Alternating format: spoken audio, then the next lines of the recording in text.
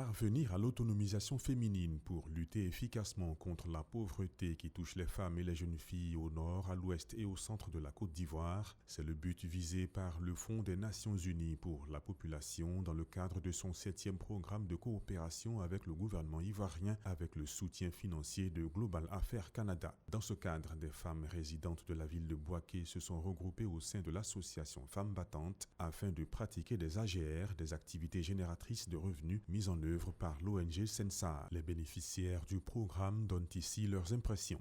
Avant, je ne faisais presque rien. Moi-même, j'étais coiffeuse, mais j'ai des problèmes de vision.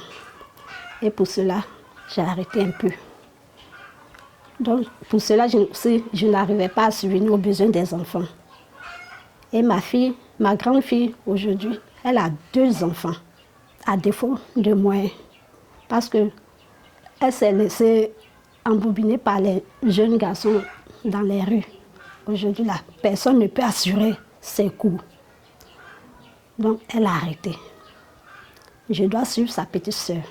Elle a fait la 4e. Et donc, je continue d'assurer pour elle. Dans l'association, nous avons une activité qui est la FEM. Avec cette FEM, j'arrive à m'épanouir. Avec cette FEM-là, j'arrive à épargner de l'argent. Avec cette FEM, j'arrive à m'occuper des enfants, payer leur scolarité.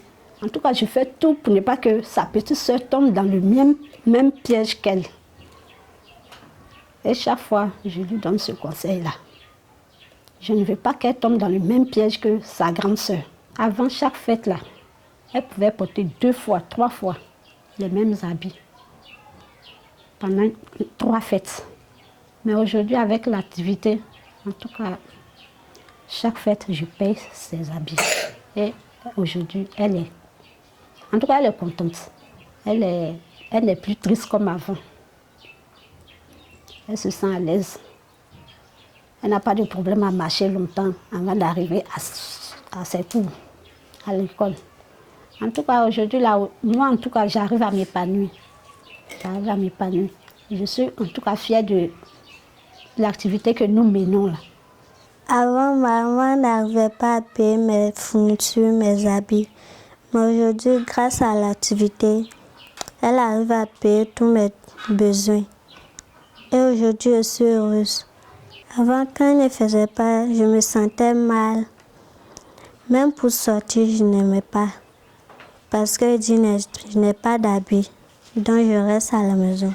Aujourd'hui, je peux sortir comme je veux. Parce qu'il y a des habits à porter. Donc je suis très heureuse.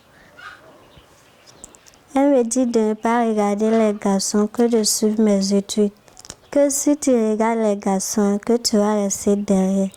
Que de ne pas regarder les garçons. Je pense que ce qu'elle dit là, c'est bien. Quand maman veut me donner des conseils, elle me demande qu'à l'école, vous avez fait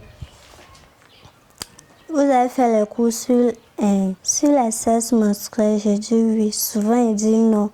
Elle me dit que même quand elle était en classe de 4e, qu'eux ont fait ça. Que puis moi, elle dit non. Souvent, elle dit oui. Elle dit de suivre les cours, que c'est important.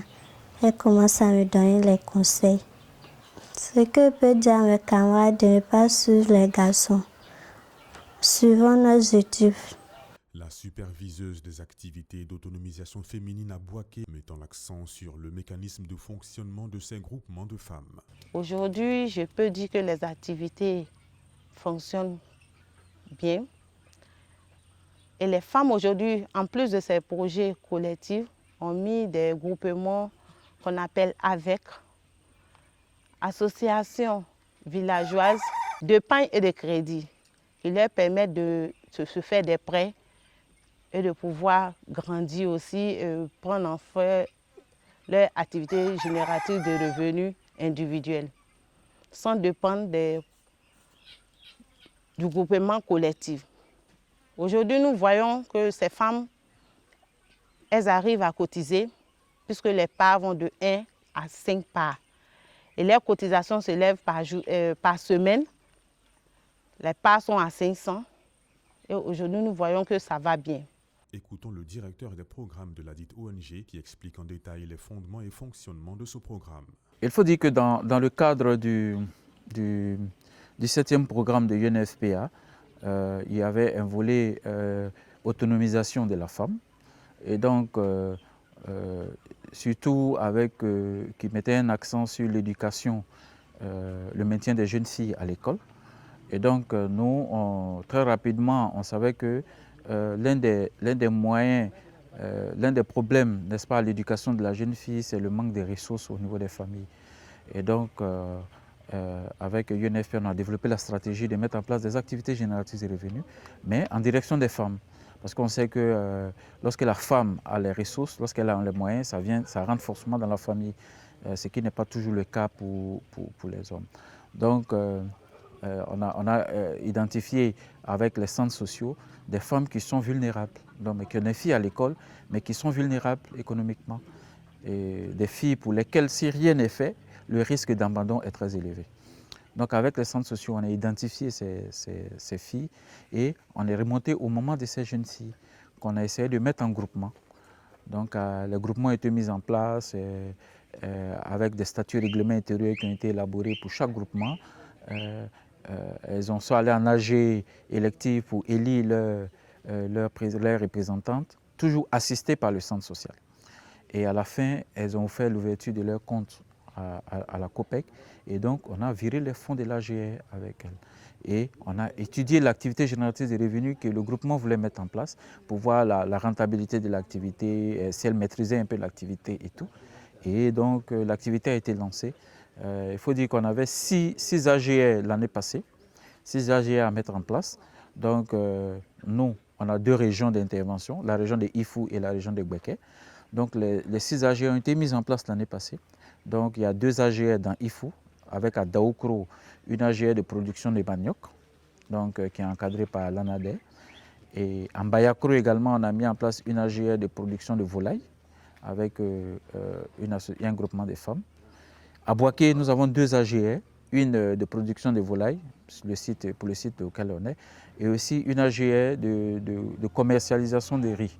Donc la transformation des riz paddy et puis la commercialisation en produits finis. Le représentant résident adjoint du Fonds des Nations Unies pour la population en Côte d'Ivoire revient ici sur l'importance de l'autonomisation économique des femmes sur leur vie et celle de leur famille. L'objectif du projet, c'est de vraiment contribuer à l'autonomisation de la femme et de la fille.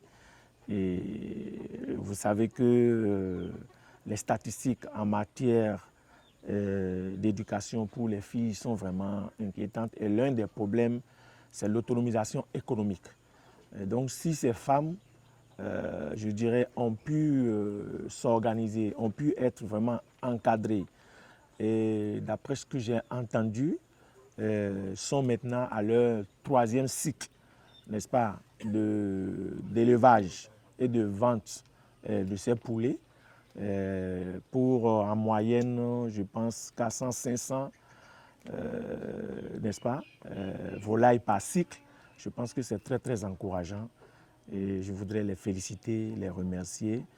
Et j'ai compris également que les revenus générés à travers cette activité leur a permis d'assurer la continuité de la scolarité pour en moyenne une trentaine de filles.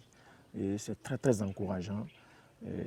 Nous faisons ça grâce à un partenaire financier que nous appelons la coopération canadienne, Global Affairs Canada, qui nous donne le financement, pour ça que je remercie. Et je pense que c'est une initiative que nous allons encourager, intensifier pour la protection des filles et pour l'autonomisation effective des filles et des femmes d'ici à l'an 2030. La Côte d'Ivoire, à l'instar des autres pays africains, a encore du chemin à parcourir pour une autonomisation efficace de la gente féminine qui, malgré les nombreux obstacles à franchir, contribue grandement à l'épanouissement des familles, particulièrement en milieu rural.